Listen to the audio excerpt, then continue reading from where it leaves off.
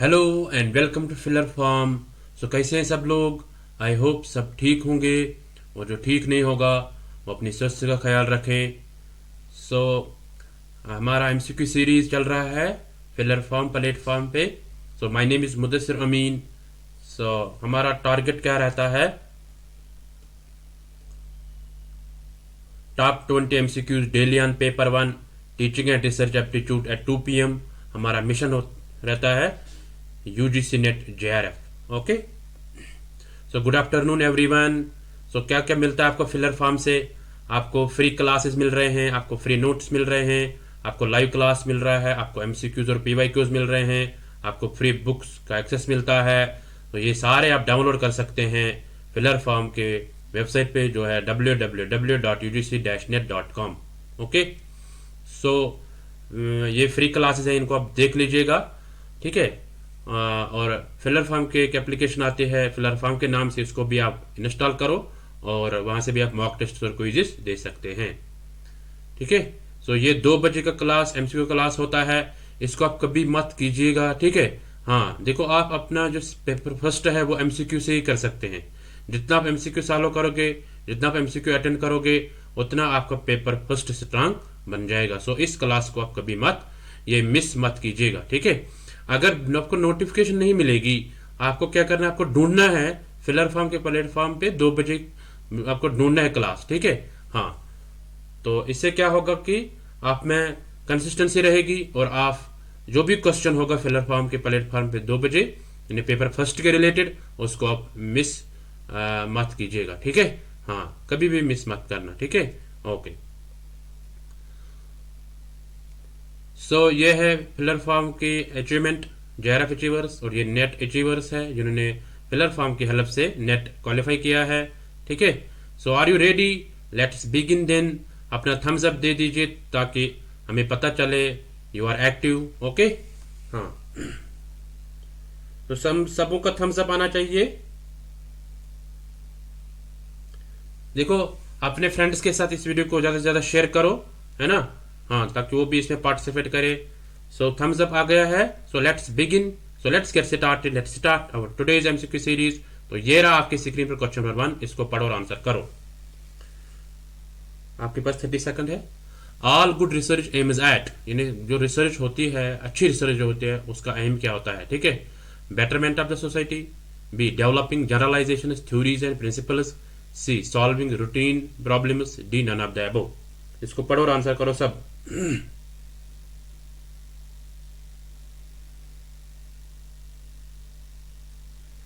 So be attentive. आज हाल ही हम 30 सेकंड दे देंगे हर एक क्वेश्चन का, ठीक है। हाँ, अपने फ्रेंड्स के साथ शेयर करो। चलो देखते हैं इसका आंसर क्या होगा। ये रहा आपके स्क्रीन पे इसका answer, B part, developing generalization theories and principles, यानी जो अच्छी रिसर्च होती है वो हमें डेवलप करके देती है क्या, थ्योरीज, प्रिंसिपल्स, है ना। जनरलाइजेशन हम देखते हैं कि सोसाइटी में कितना फायदा है इसका, ठीक है। तो वो हम जनरलाइज करते हैं, है ना, जब हम उसको अप्लाई करते हैं उस नॉलेज को, ठीक है। उस थ्योरी को, जो थ्योरी डेवलप होती है किससे, रिसर्च करने से। ओके, सो चलते हैं नेक्स्ट क्वेश्चन पे। ये रहा आपके स्क्रीन पे क्वेश्चन नंबर 2, इसको पढ़ो और आंसर करो। ग्रेड थ्योरी, ग्रेड थ्योरी क्या होती है? A explains inter relationships among concepts, B is highly abstract, C broad explanation of phenomenon in a discipline, D all the above. इसको पढ़ो और आंसर करो। ग्रेड थ्योरी क्या होती है, ठीक है। हाँ,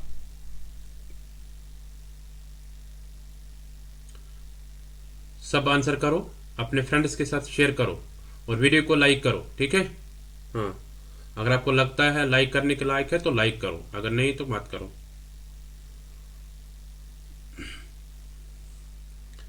चलो देखते हैं इसका आंसर क्या होगा। ये रहा आपके स्क्रीन पे इसका answer, C part, broad explanation of phenomenon in a discipline. यानी ग्रेड थ्योरी क्या देती है हमें, कि हमें उससे क्या होता है कि एक फिनोमिनन की, एक प्रोसेस की एक एक्सप्लेनेशन मिलती है, ठीक है। एक जो प्रोसेस होती है उसका एक्सप्लेनेशन हमें मिलता है, ठीक है। डिस्क्रिप्शन हमें मिलता है उसका एक डिसिप्लिन में, एक सब्जेक्ट में, ठीक है। हाँ, फॉर एग्जाम्पल साइंस होगा, साइंस में डिफरेंट थ्योरीज है ना। आइंस्टाइन की थ्योरी है ना। हाँ, ऐसे बहुत सारे थ्योरीज है। तो इनके हमें डिस्क्रिप्शन मिलती है, इनके हमें एक्सप्लेनेशन मिलती है एक पर्टिकुलर डिसिप्लिन में, एक पर्टिकुलर सब्जेक्ट में। ओके, तो चलते हैं नेक्स्ट क्वेश्चन पे। ये रहा आपके स्क्रीन पर क्वेश्चन नंबर 3, इसको पढ़ो और आंसर करो। A theory is defined as, theory को कैसे हम डिफाइन करते हैं? A, set of systematically related statements, B, law like generalisations, C, both A and B, none of the above. So answer करो सब।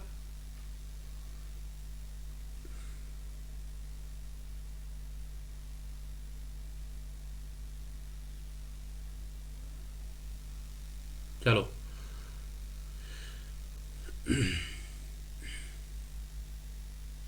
थ्योरी क्या होती है? एक होती है ग्रेड थ्योरी, दूसरी होती है थ्योरी, ओनली थ्योरी। ठीक है,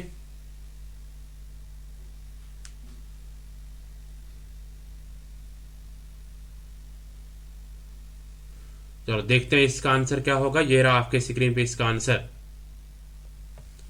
सी part, both A and B, set of systematically related statements, B, law like generalizations. ठीक है, हाँ, यानी थ्योरी में सब कुछ डिफाइन किया होता है, मतलब सिस्टमेटिकल वे में। ठीक है, ऑर्गेनाइज्ड वे में। ओके, सो देखते हैं थोड़ा इसके बारे में। The definition of a theory is an idea to explain something और a set of guiding principles. Einstein's ideas about relativity और an example of the theory of relativity. ठीक है, देखो क्या कह रहा है कि थ्योरी जो होती है ये हमें एक्सप्लेन करता है कुछ किसी के बारे में या कुछ प्रिंसिपल्स के बारे में, है ना। हाँ, तो कि यानी फॉर एग्जांपल अगर हम थ्योरी आप आइंस्टाइन की ले लेंगे, उसने रिलेटिविटी थ्योरी दे दी है ना साइंस में, है ना। तो रिलेटिविटी थ्योरी हमें कुछ प्रिंसिपल्स बता देती है अबाउट साइंस, साइंटिफिक फैक्ट्स, है ना। हाँ, तो इसी तरह हम एवोल्यूशन की थ्योरी, जो डार्विन की एवोल्यूशन की थ्योरी है ना, तो वो भी हमें दिखाती है कुछ प्रिंसिपल्स की ह्यूमन लाइफ कैसे एग्जिस्ट हुई है। ठीक है, जिसको थ्योरी ऑफ एवोल्यूशन भी कहते हैं। तो ये थ्योरी जो हमें कुछ प्रिंसिपल्स देते हैं ना, कुछ मतलब जो सिस्टमेटिक वे में होते हैं, ठीक है, ऑर्गेनाइजर वे में जो होते हैं। तो चलते हैं नेक्स्ट क्वेश्चन पे। आई होप यू अंडरस्टूड। चलते हैं नेक्स्ट क्वेश्चन पे। ये रहा आपके स्क्रीन पे क्वेश्चन नंबर 4, इसको पढ़ो और आंसर करो। इजी क्वेश्चन है। Epistemology refers to a term specifically used in the social sciences, a term used to study the types of diseases, acceptable level of knowledge in a field of study, a type of interviewing technique। चलो answer करो सब।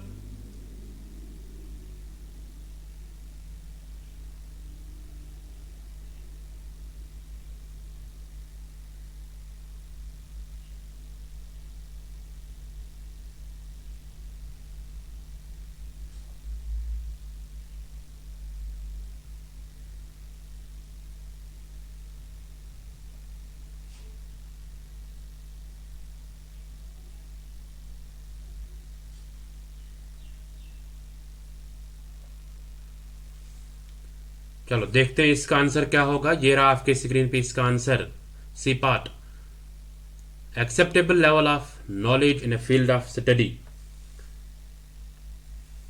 ठीक है, यानी acceptable level of knowledge in a field of study, यानी अगर हम epistemology की बात करेंगे, एपिस्टेमोलॉजी होती है थ्योरी ऑफ स्टडी, यानी या हम कहेंगे थ्योरी ऑफ नॉलेज, या हम स्टडी ऑफ नॉलेज भी कह सकते हैं। ठीक है, यानी एपिस्टेमोलॉजी जो है इसमें स्टडी ऑफ नॉलेज, यानी नॉलेज को हम प्राप्त करते हैं, नॉलेज को देखते हैं। ठीक है, हाँ, तो एपिस्टेमोलॉजी अब हमेशा जहाँ मतलब जहाँ पे भी ये क्वेश्चन पूछा जाएगा, जिस ऑप्शन में नॉलेज होगा, ज्ञान के बारे में होगा, है ना, तो दैट इज एपिस्टेम, वो इसका ऑप्शन आ जाएगा आंसर। ठीक है, हाँ, ये आप ध्यान में रखोगे। Okay, so I hope you got it. तो चलते नेक्स्ट क्वेश्चन पे। ये रहा आपके स्क्रीन पर क्वेश्चन नंबर 5, इसको पढ़ो और आंसर करो।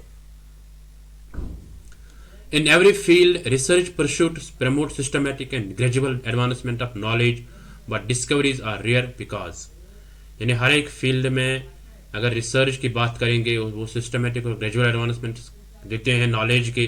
ठीक है, यानी कुछ नॉलेज वो दे देते हैं, बट डिस्कवरीज आर रेयर, मगर बट जो डिस्कवरी होती है वो कभी कभार होती है। ठीक है, यानी ज्यादा नहीं होती है। क्यों?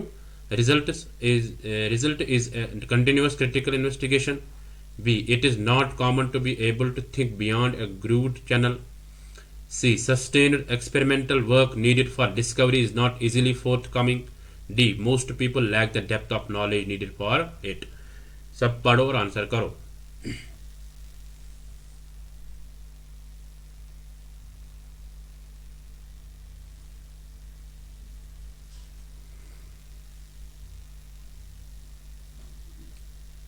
बहुत अच्छा।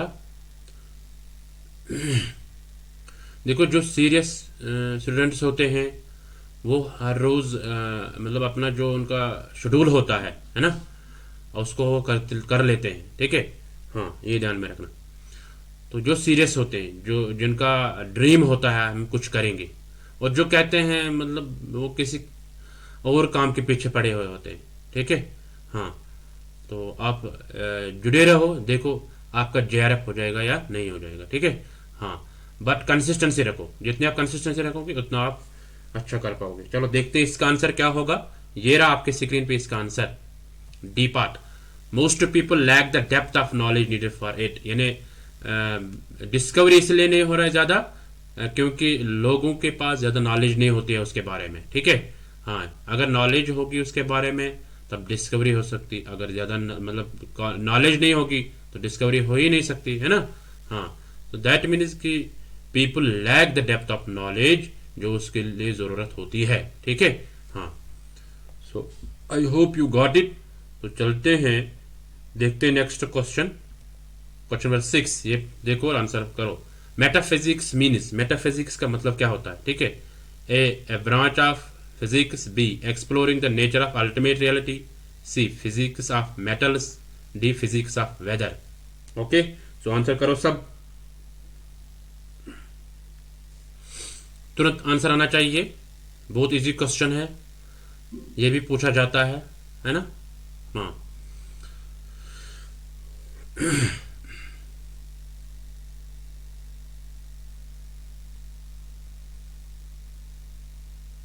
तो देखते हैं इसका आंसर क्या होगा। ये रहा आपके स्क्रीन पे इसका answer.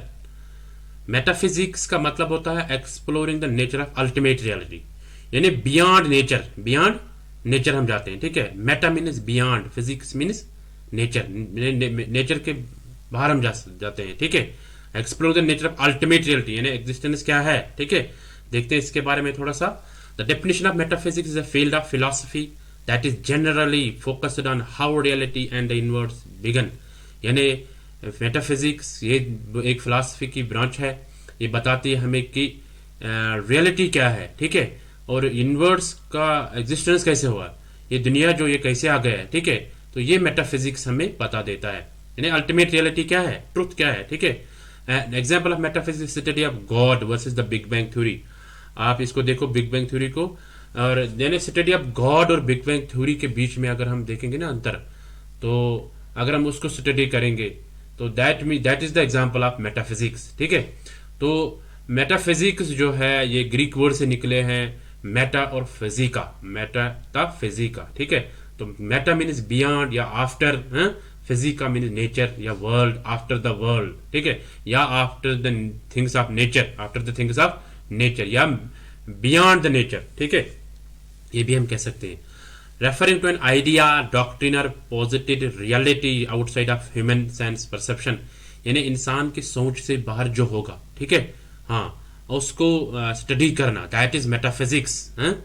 In modern philosophical terminology metaphysics refers the studies of what can not be reached through objective studies of material reality, ठीक है। तो मेटाफिजिक्स को हम ऐसे भी कह सकते हैं कि यानी ऑब्जेक्टिव स्टडीज जो है, ठीक है। हाँ, यानी बियॉन्ड द नेचर पहुंचना, what can not be reached, जिस तक हम पहुंचे नहीं है, जहां तक हम पहुंचे नहीं है उस तक पहुंचना, ठीक है, that studies the metaphysics. Okay, so यानी जिस तक हम अभी पहुंचे नहीं है उस तक पहुंचना, that is studied by metaphysics. Okay, so I hope you got it. चलते हैं नेक्स्ट क्वेश्चन पे। ये रहा आपके स्क्रीन पे क्वेश्चन नंबर 7, इसको पढ़ो और आंसर करो सब। Which of the following statements is not correct? इनमें से करेक्ट कौन नहीं है? A researcher is expected to be a well-read person. ठीक है? One research gives birth to another research. All researchers contribute to existing knowledge. D. A good researcher is a nice person. Answer करो सब।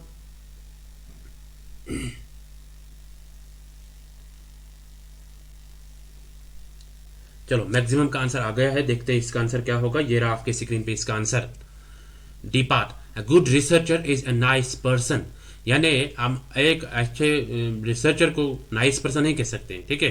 That means it is not correct, it is not correct about research.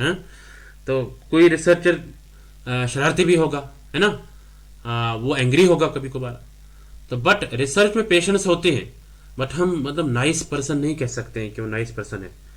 हाँ, वो गलत भी कभी कर सकता है, ठीक है। हाँ, दैट मीन्स यानी एक इंसान जो है, इंसान कहते हैं ना कि फरिश्ता नहीं है, ठीक है। हाँ, तो कि गलती होती रहती है, तो हम क्या बोलेंगे कि जो रिसर्चर होता है, रिसर्चर नाइस पर्सन नहीं हो सकता है, ठीक है। हाँ, that means this is not correct about the research. हाँ, okay. So I hope you got it. चलते हैं नेक्स्ट क्वेश्चन पे। ये रहा आपके स्क्रीन पे क्वेश्चन नंबर 8, इसको पढ़ो और आंसर करो। Which of the following is defined as a systematic method of evaluating statistical data based on the results of several independent studies of the same problem? यानी इनमें से आपको बताना है कि जब हम डिफरेंट स्टडीज को स्टडी करते हैं थ्रू स्टैटिस्टिकल डेटा, तो उस वक्त हम उसको क्या कहते हैं, उस रिसर्च को, उसको फैक्टर एनालिसिस कहते हैं, मेटा एनालिसिस कहते हैं, सिस्टमैटिक एनालिसिस कहते हैं, या निम्नलिखित में से कोई नहीं, इनमें से कोई नहीं।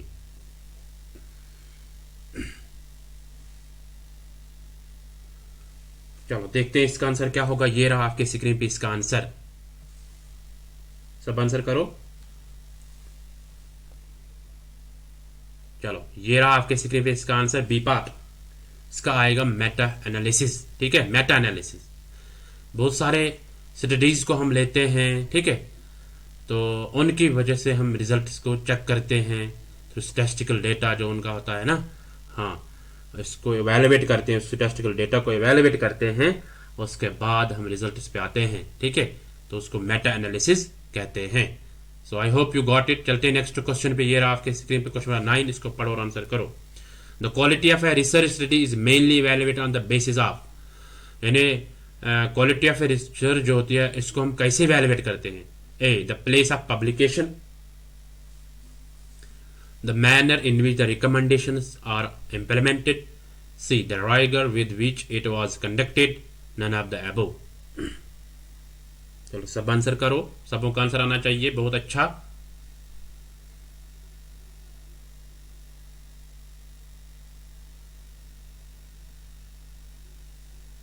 चलो देखते हैं इसका आंसर क्या होगा। ये रहा आपकी स्क्रीन पे इसका answer, C part, the rigour with which it was conducted, यानी किस हालत में की गई है ये, ठीक है, विदाउट ऑब्जेक्टिविटी की गई है या विद ऑब्जेक्टिविटी की गई है, ठीक है, इसमें सब्जेक्टिविटी नहीं है, ठीक है, तो ये हम देखते हैं इसमें, ठीक है। क्वालिटी ऑफ रिसर्च जो होते हैं, इसको, इसकी रिसर्च मेथोडोलॉजी क्या है ना। The rigour with which it was conducted, यानी किस शक्ल में ये करी गई है, ठीक है, हाँ, यानी किस अंदाज से की गई है ये रिसर्च, ठीक है, तो इसको ऐसे हम क्वालिटी देखते हैं। रिसर्च ऑब्जेक्टिव्स देखते हैं, है ना, रिसर्च मेथोडोलॉजी देखते हैं, इसमें स्टैटिस्टिकल टेक्निक देखते हैं, रिजल्ट्स देखते हैं, फाइंडिंग्स क्या है ना, हाँ, किस शक्ल में है ये, ठीक है, हाँ। So I hope you got it. चलते हैं नेक्स्ट क्वेश्चन पे। ये रहा आपके स्क्रीन पे क्वेश्चन नंबर 10, इसको पढ़ो और आंसर करो सब। विच of the following description is true in context of defining theory, इनमें से थ्योरी के रिलेटेड कौन डिस्क्रिप्शन ठीक है, ठीक है। An organised body of concepts and principles, क्या ये होती है? Organised body of concepts and principles होती है। B, tentative explanation that new data either support और do not support. C, apt to drive further research. D, none of the above. सब पढ़ो और आंसर करो।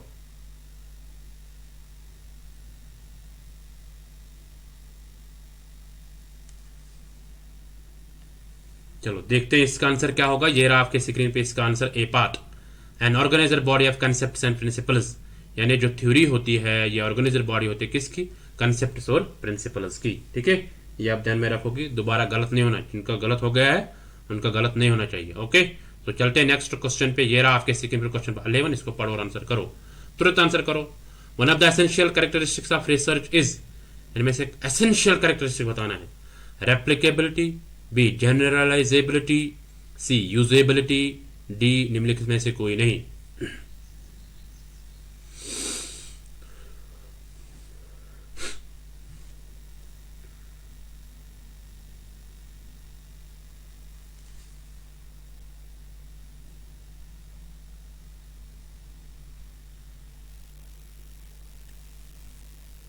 वेरी गुड, सबों का answer आना चाहिए। देखते हैं इसका आंसर क्या होगा। ये रहा आपके स्क्रीन पे इसका आंसर, बी जनरलाइजेबिलिटी, ठीक है। एसेंशियल कैरेक्टरिस्टिक क्या है कि यानी ये यूजफुल कैसी है, जनरलाइज कैसे करेंगे हम इसको पॉपुलेशन पे, ठीक है। हाँ, तो ये सारे हैं, बट इसमें एसेंशियल कर, अगर इसमें लिखा होगा ऑल ऑफ द अबव तब ऑल ऑफ द अबव भी आएगा, ठीक है। हाँ, रेप्लिकेबिलिटी, यूजेबल, जनरलाइजेबल, ये सारे हैं फिर, बट एसेंशियल इनमें बताना, इसमें ऑल ऑफ द अबव नहीं था, तो इसमें था जनरलाइजेबिलिटी जो है, ये इसमें मेन कैरेक्टरिस्टिक है रिसर्च के, ठीक है।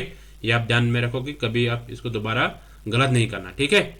हाँ, देखते हैं जनरलाइजेबिलिटी क्या होती है। It is a measure of how useful the results of study are for a broader group of people, यानी कितने फायदेमंद है ये जो इसके रिजल्ट्स है, यानी ये जो रिसर्च है ये कितने फायदेमंद है सोसाइटी के लिए, यानी लोगों के लिए, या उस सिचुएशन के लिए जिस सिचुएशन पे की गई है ये, ठीक है, जिस सिचुएशन पे ये रिसर्च की गई है।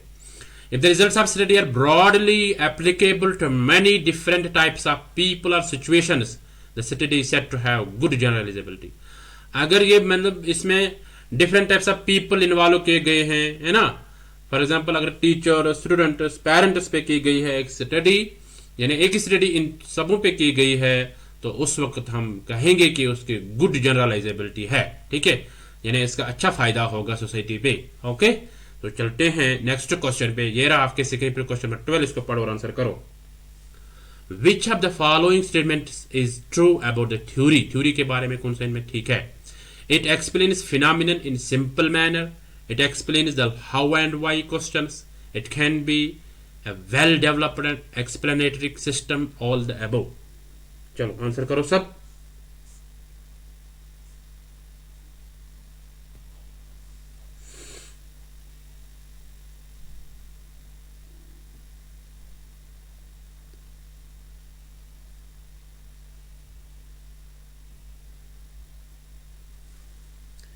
चलो देखते हैं इसका आंसर क्या होगा। ये रहा आपके सीखने पे इसका आंसर, बी पार्ट।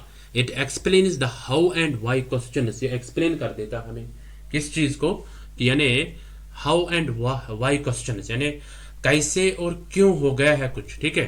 हाँ, या नॉलेज कैसे आ गई है और क्यों आ गई है, ठीक है, या ये सिचुएशन क्यों क्रिएट हो गई है, ठीक है। तो ऐसे हम कहेंगे कि यानी जो थ्योरी होती है वो हमें बता देती है, दो क्वेश्चंस पे ज्यादा फोकस देती है, हाउ एंड वाई पे, ठीक है। हाँ, तो ये आप ध्यान में रखोगे, दोबारा इसको गलत नहीं करना।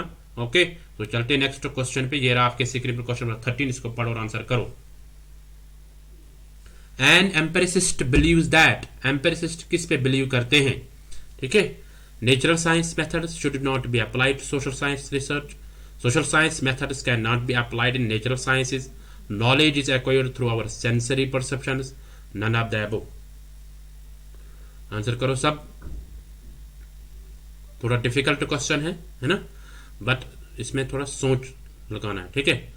Think more and more. Very good, ऐसे आंसर करो। सो आई होप आपने आंसर किया है सबों ने। देखते हैं इसका आंसर क्या होगा। ये रहा आपके स्क्रीन पे इसका answer, C part. Knowledge is acquired through our sensory perception, यानी हम एम्पेरिसिज्म क्या कहता है, एक्सपीरियंस बेस पे होती है ना। हाँ, तो हम नॉलेज को हासिल करते हैं कैसे, थ्रू आवर सेंसेस, ठीक है। हाँ, sensory perceptions, through our senses हम नॉलेज गेन करते हैं या नॉलेज को हासिल करते हैं। ओके, तो इसके बारे में थोड़ा देखते हैं। How do we actually know the things we know, यानी हम कैसे जानते हैं चीजों के बारे में, है ना। हाँ, people told us some of them, we read about some of them and others we saw और फेल्ट फॉर आवरसेल्व्स, यानी लोग हमें उसके बारे में कुछ बताते हैं, या हम उसके बारे में पढ़ते हैं, या हम उसके बारे में देखते हैं, या हम उसके बारे में महसूस करते हैं, ठीक है। सो जो हार्ट ऑफ एम्पेरिसिज्म है वो है सेंसरी परसेप्शंस, यानी हम एक्वायर करते हैं नॉलेज थ्रू सेंसेस, ठीक है, through sensory motor organs. Okay, so it follows that the empiricist approach to research is to gather information through observation of the real world and let theory emerge is a kind of conclusion। तो ये किसको follow करता है कि यानी जो information हम gather करते हैं, इकट्ठा करते हैं, ठीक है, through observation in this real world, जो हम ऑब्जर्वेशन गेन करते हैं या जो हम इंफॉर्मेशन हासिल करते हैं, तो फिर हम किसी नतीजे पे पहुंचते हैं, फिर हम किसी कंक्लूजन पे पहुंचते हैं, ठीक है। तो that is the belief of empiricists, ठीक है। तो ये एम्पिरिसिस्ट्स का बिलीफ है, ओके। तो हिंदी वाले भी पढ़ो और देखो खुद, है ना। हाँ, तो चलते हैं नेक्स्ट क्वेश्चन पे। ये रहा आपके स्क्रीन पे क्वेश्चन 14, इसको पढ़ो और आंसर करो सब। What is the position held by a positivist as far as acquiring knowledge is concerned? यानी पॉजिटिविस्ट किस पोजीशन में होते हैं जब वो नॉलेज को देखेंगे। General positive attitude towards research, scientific research should be based on value free empirical observation, C exact knowledge can be acquired from the society, D none of the above. चलो answer करो सब।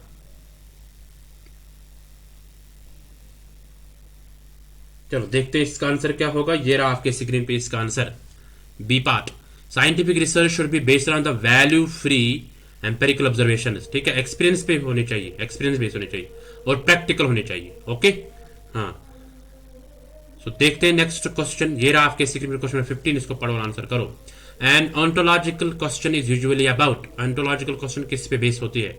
ए, diagnose of a medical problem, B, study of things outside ourselves and external reality, C, use of questionnaires or intervention project, D, acceptable level of knowledge। so सब answer करो।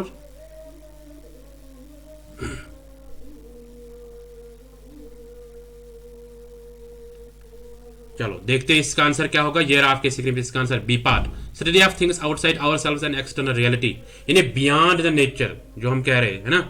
Existence, जो things outside ourselves, यानी जो हम हमारे नजर में है उसके बाहर जो है, ठीक है। एक्सटर्नल रियलिटी को देखना, ठीक है। So that is the ontological question which focuses on external reality, okay. तो चलते हैं नेक्स्ट क्वेश्चन पे। ये रहा आपके स्क्रीन पे क्वेश्चन नंबर 16, इसको पढ़ो और आंसर करो। An important practical issue to consider while designing a research project is, ठीक है। हाँ, an interesting theoretical perspective, add to knowledge of researcher only, availability of time and other resources, none of the above।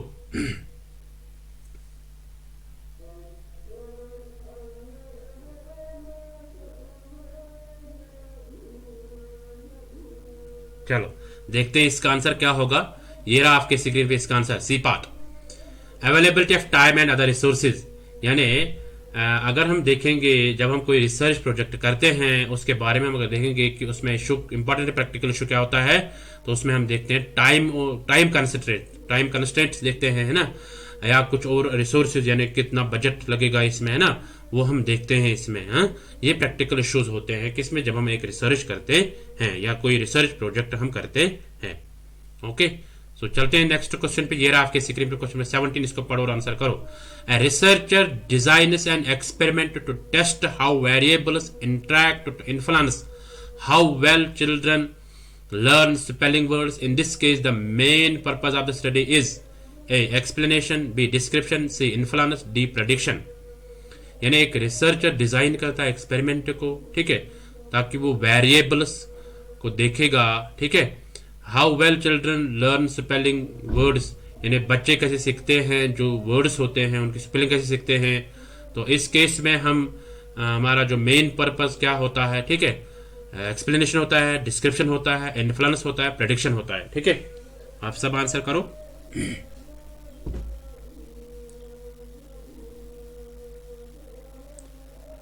चलो देखते हैं इसका answer क्या होगा। ये रहा आपके स्क्रीन पे इसका आंसर, डी पार्ट, प्रेडिक्शन। देखो प्रेडिक्शन होती है, यानी हम प्रेडिक्ट करते हैं कि बच्चे कैसे सीखेंगे वर्ड्स को, है ना, उनकी स्पेलिंग कैसे सीखेंगे, हैं। तो हम उसमें देखते हैं कि इन्फ्लुएंस देखते हैं कि बच्चों में कितनी चेंज आ जाएगी, ठीक है। तो वो हम प्रेडिक्ट करते हैं पहले, है ना। तो या हम कहेंगे कि हमारा जो टेस्टिंग ऑफ हाइपोथेसिस होती है, हम एक हाइपोथेसिस को टेस्ट करते हैं, ठीक है। हाँ, तो ये आप ध्यान में रखोगे तो नेक्स्ट टाइम गलत नहीं होना चाहिए। चलते नेक्स्ट क्वेश्चन पे। ये आपके स्क्रीन पे क्वेश्चन नंबर 18, इसको पढ़ो और आंसर करो। Which of the following research specifically requires objectivity to discover facts and causes from the data gathered for the purpose, यानी इनमें से वो कौन सी रिसर्च है जिसमें जरूरत होती है मतलब कुछ फैक्ट्स और कॉजेस को देखना ठीक है। हाँ, जो हम इकट्ठा करते हैं, which we gather for the purpose, किसी खास मकसद के लिए हम उसको इकट्ठा करते हैं, ठीक है। हाँ, तो हम उसमें कॉज देखते हैं, है ना। हम उसमें फैक्ट्स देखते हैं। तो वो कौन सी रिसर्च है? A quantitative research, B fundamental research, C qualitative research, D action research.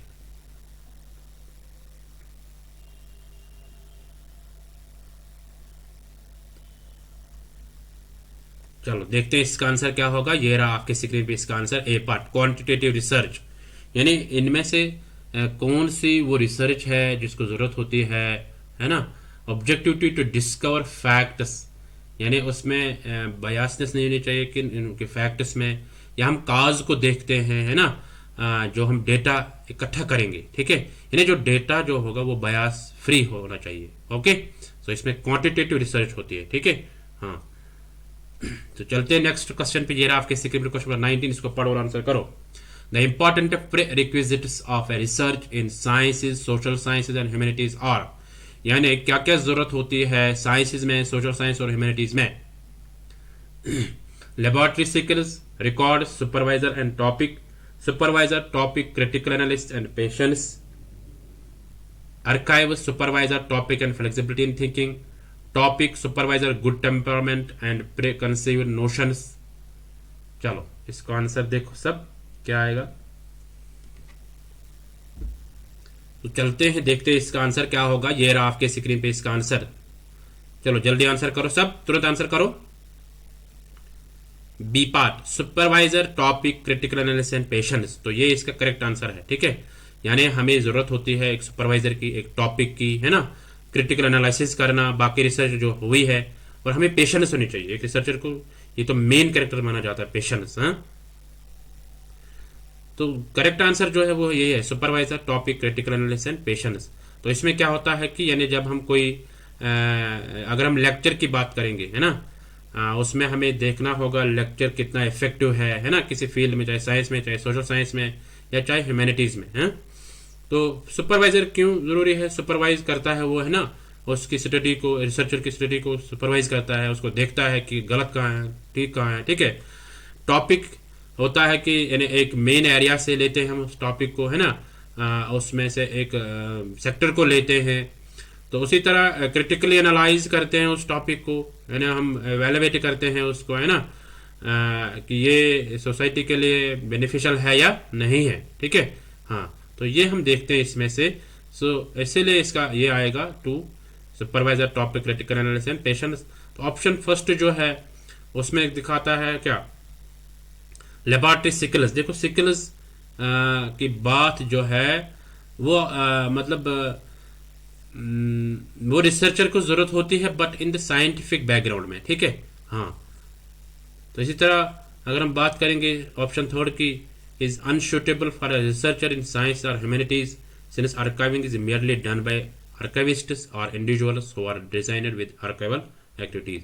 यानी आर्काइव्स इसमें नहीं आएंगे, ठीक है। हाँ, तो शॉर्ट में आप देखोगे कि ये वाला इसके ऑप्शन नहीं है, ठीक है। इस तरह ऑप्शन 4 जो है वो भी इर्रेलेवेंट है, ठीक है, because pre conceived notions completely hamper research. तो वो प्री कंसीव्ड जो नोशंस होते हैं, है ना, वो एक रुकावट बनते हैं एक रिसर्च के लिए। ओके, तो चलते हैं नेक्स्ट क्वेश्चन पे। ये रहा आपके स्क्रीन पे क्वेश्चन नंबर 20, लास्ट क्वेश्चन आज के एमसीक्यू सीरीज का।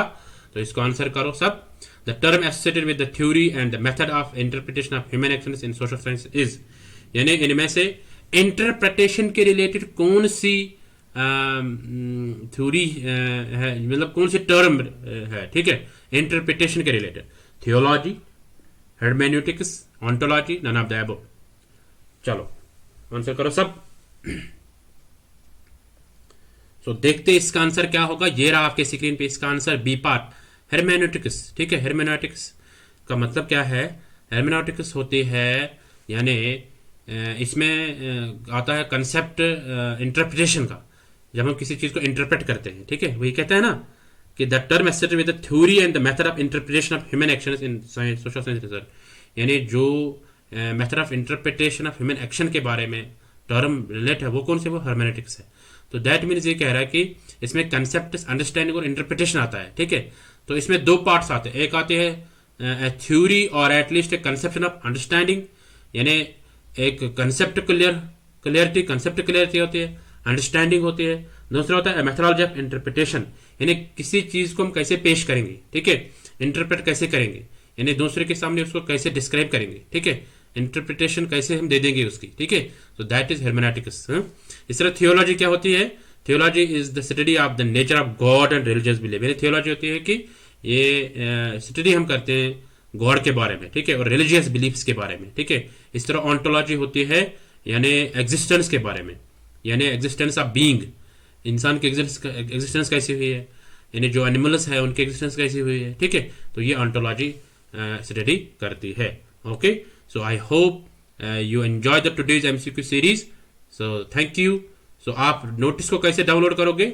आप इस वेबसाइट पे जाके www.ugc-net.com इस वेबसाइट पे जाके इसको नोट्स को डाउनलोड कर सकते हैं, ठीक है। आप अपना फीडबैक दे दीजिए, आपका फीडबैक इंपॉर्टेंट है, ठीक है। और ये 2 बजे जो क्लास होता है इसको आप मिस कभी मत कीजिए, ठीक है। आप पिछले एमसीक्यू सीरीज भी देखिए, जिसने वो नहीं किए हैं, तो अगर आपने वो नहीं किए हैं तो उनको आप देखिएगा, ठीक है। हाँ, इस तरह ये फ्री क्लासेस हैं, इनको आप लाभ ले सकते हैं। इसी तरह आप भी मेहनत करते रहो, नेक्स्ट टाइम आपका नाम भी JRF अचीवर्स में आ जाएगा। ओके, सो नेट जो क्वालिफाई करेगा उसका नेट अचीवर्स में आ जाएगा। सो ये क्विज होती है, जिस दिन होगी, जब ये होगी तो इसको आप अटेंड कर लो, ठीक है। सो आपका कोई प्रश्न होगा, कोई क्वेश्चन होगा, वो आप कमेंट में लिख लो, तो उसको हम एड्रेस करेंगे। सो thank you everyone, thank you. So you I hope everyone enjoys the today's MCQ series. So मिलते हैं नेक्स्ट MCQ सीरीज में, तब तक के लिए बाय बाय, टेक केयर।